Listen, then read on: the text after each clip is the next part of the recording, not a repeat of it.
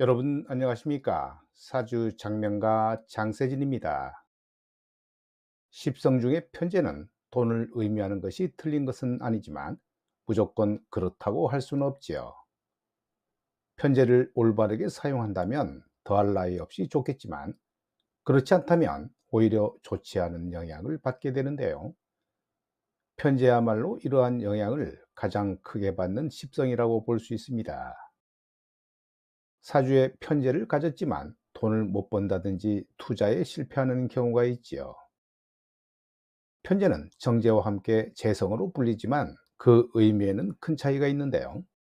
정제는 정확한 재물을 의미하며 안정적이고 규칙적인 소득을 뜻합니다. 그에 비해 편제는 치우칠 편과 재물제로 한쪽으로 치우친 재물을 의미하지요. 치우쳤다는 뜻을 가진 만큼 정제처럼 재물을 의미한다 하더라도 안정적이고 정상적인 재물을 획득하는 것과는 거리가 먼 편제입니다. 재물의 변동성이 크고 정상적인 노력으로는 채워지지 않는 것을 의미하는 편제. 오늘의 영상은 편제가 많은 신약사주에 비견운이 오는 경우를 살펴보겠습니다.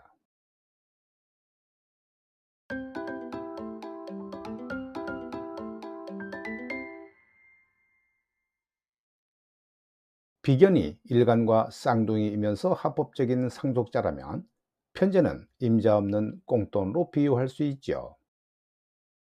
그러기에 합법적인 상속자와 임자 없는 꽁돈의 관계를 분석함에 있어서는 비견과 편제의 관계를 보면 알 수 있는데요.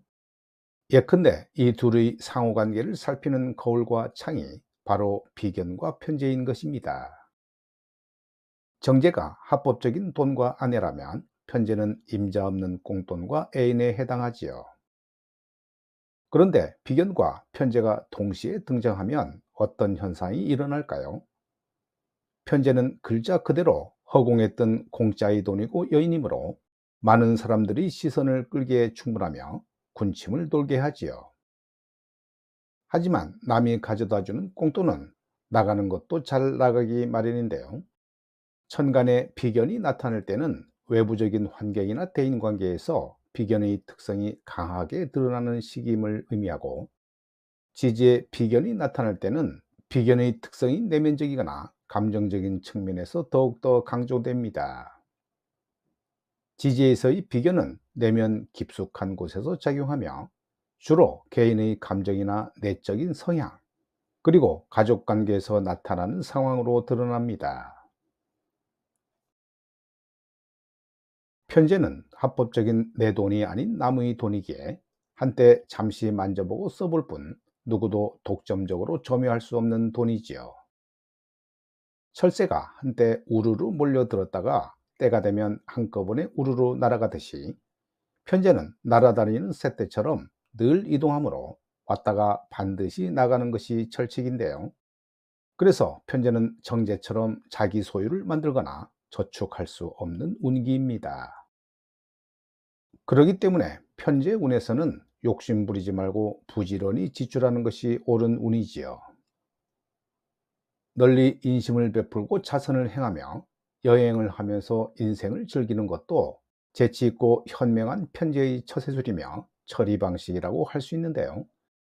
따라서 편제운에서 욕심을 부리면서 부자가 되려고 한다면 부질없는 것이고 그릇된 오판입니다. 돈이 세상 속을 돌고 돌듯이 임자 없는 꽁돈인 편제도 새로운 주인을 찾아 끊임없이 돌고 돌지요. 이처럼 편제는 자신이 점유한 자신의 정식적인 돈이 아니라 잠시 자신에게 맡겨진 남의 돈이기 때문입니다. 그럼에도 불구하고 편제에 들어온 돈을 자기 돈인 양 움켜쥐려 한다면 이상한 쪽으로 문제가 생기면서 잘못하면 직위나 생명까지 위험할 수 있습니다. 어차피 떠나야 할 나그네를 억지로 막을 수 없듯이 우르르 쏟아져 나가는 새떼나 소떼를 막으려 한다면 솥불에 받치거나 치워 죽기 마련입니다. 속담에 오는 님은 다정하지만 가는 님은 냉정하고 매정하다고 했듯이 꽁돈도 들어올 때는 흥겹고 봄바람이지만 다시 새 주인을 찾아 나갈 때는 산서리에 무너져 내리는 낙엽처럼 칼바람이 되는 것입니다. 이렇게 꽁돈에 해당하는 편재의 삶이란 공술의 공수이기 때문에 언제나 홀가분하게 떠날 준비를 한다면 봉변이나 망신, 비극만은 피할 수 있을 것입니다. 그러나 타고난 사주가 신약한 사주의 편재가 왕성하다면 힘이 약한 상황이기 때문에 노다지 광산을 갖고 있으면서도 그림의 떡처럼 쳐다보고만 있는 격이고, 큰 고래를 발견했다 하더라도 건져내지 못하는 처지와 같습니다. 이러한 신약사주에 협조자인 비견이 나타나 힘을 실어준다면 상황이 달라지면서 아무리 큰 고래도 거뜬히 건져낼 수 있고 일확천금을 벌 수 있는 것입니다. 이렇게 비견의 도움으로 꽁돈을 벌게 된 일간도 그냥 돌아설 수가 없겠죠. 협조자인 비견에게 감사의 표시로 푸짐한 답례를 하기에 이르는데요. 사방에서 비견들이 모여들게 되면서 노다지 광산을 멋지게 개발하게 되며 일확천금을 거머쥘 수 있을 것입니다. 그래서 편재가 많은 신약사주에 비견이 함께 나타나면 꿀벌과도 같은 수만 명의 부하를 거느리는 형국이 되지요. 모두가 꽁돈을 가져다주고 노다지 광산이 인산이례를 이루는 것이므로 어딜 가나 돈뭉치가 쏟아지고 여자가 몰려들며 거부를 이루게 되는 것입니다. 따라서 신약 사주에 편재가 왕성한 일간에게 비견이 함께 나타나는 운세에서는 시장을 석권해서 돈을 거둬들이는 재벌 총수나 국정 운영을 하면서 노다지의 상납을 거둬들이는 고관대작이 되는 것입니다. 그것이 아니라면 금융이나 주식, 암호화폐, 부동산 등의 투기를 하는 투기꾼의 왕초가 될 수 있지요. 그래서 날마다 눈만 뜨면 비견이 공짜 돈뭉치를 주는 것이 되는데요. 요령이나 수단, 아량, 배짱이 일품인 일간 입장에서는 비견에게 푸짐한 재물과 직위를 내리기에 인색하지 않을 것이므로 수만 명의 꿀벌을 능히 거느릴 수 있는 운세라 할 수 있습니다.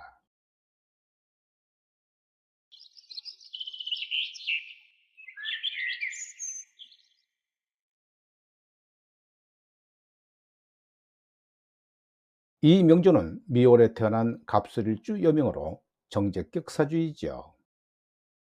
미월 갑목이 미토에 뿌리를 내렸지만 토가 윤택하지는 않은데요. 갑목이 살 수 있는 환경이 척박하긴 하지만 수와 관련한 일을 한다면 목이 살아나면서 돈이 모이고 건강해질 것으로 봅니다.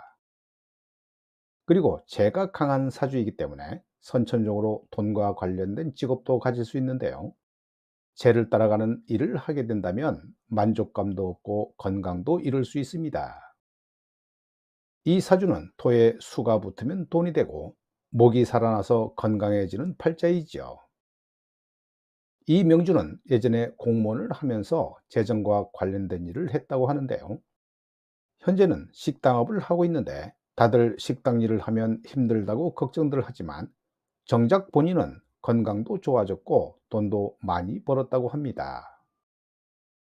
이렇게 사주에 금방 보이는 직업도 있지만 보기 애매모호한 사주도 정말 많은데요.